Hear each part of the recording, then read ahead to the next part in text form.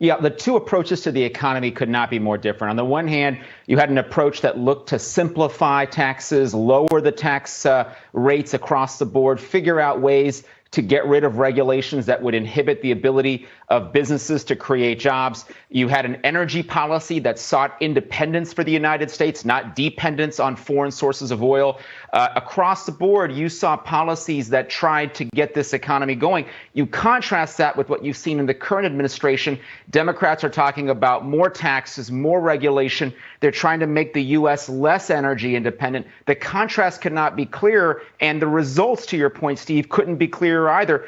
Obviously, what we saw during the last several years was growth in incomes, was growth in opportunity, and now, unfortunately, we're seeing far too many Americans squeezed out.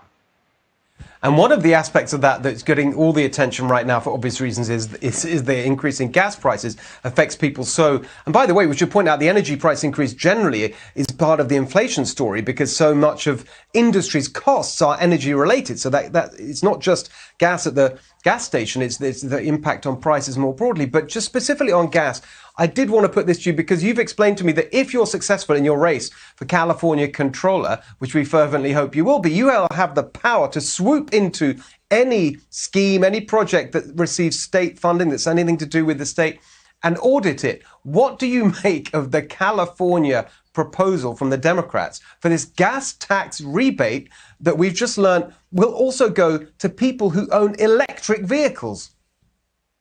Not only that, Steve, but it'll go to people who are making incredibly high amounts of income. This is not about changing the system to make it more sustainable. This is another one of these one-time hits that doesn't address fundamentally the challenge we have in California. We in California pay $1.18 in taxes and fees per gallon of gas. 51 cents of that is the state excise tax. We've got a bunch of other fees we layer on top of that.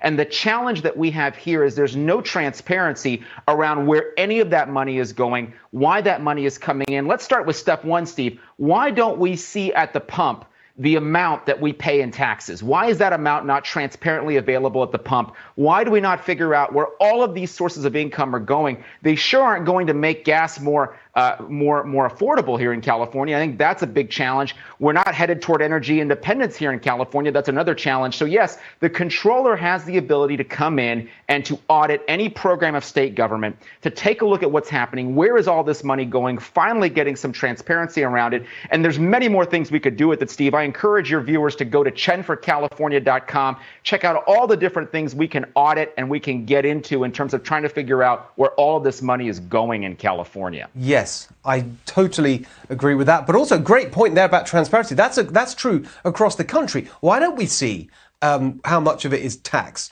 It's a really great point about transparency, and totally agree with everything you said about the broader economic story too. Lanhee, great to see you again. Thanks. Stay with us. Much more up ahead.